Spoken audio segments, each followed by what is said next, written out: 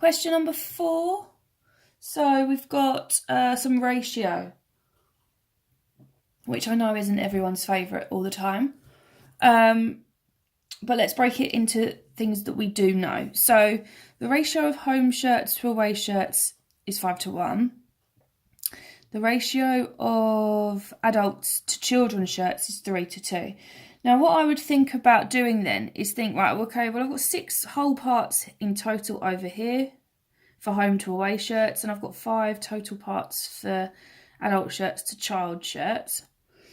Now, at the moment, there's no overlap. There's nothing that overlaps the two ratios together. Let's see what we're asked. We're asked for the proportion of shirts sold that are children's home shirts. Okay, so proportion.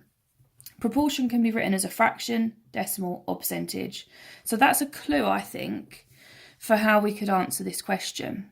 So we want children's home shirts. So let's look at first of all the home shirts. The ratio of home shirts to away shirts was 5:1. Home to away, 5:1. So if I said to you, okay, well, what fraction are home shirts?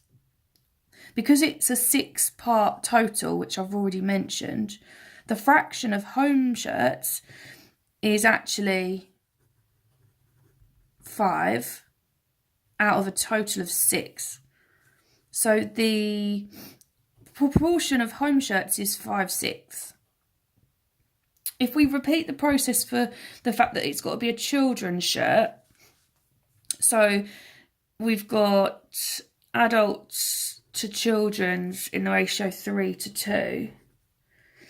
So the total is 5 parts this time.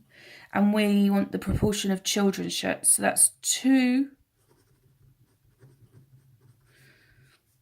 out of the 5 total. So this is the proportion of home shirts. This is the proportion of children's shirts. Now, because we want both of those conditions, we can multiply our fractions together. Now, don't forget you have a calculator. Again, don't forget to use it. 10/30 would be fine. That would be an absolute acceptable answer. Alternatively, you could simplify to 1/3, but it's not necessary. As long as you have an answer equivalent to 1/3, then you will get the marks.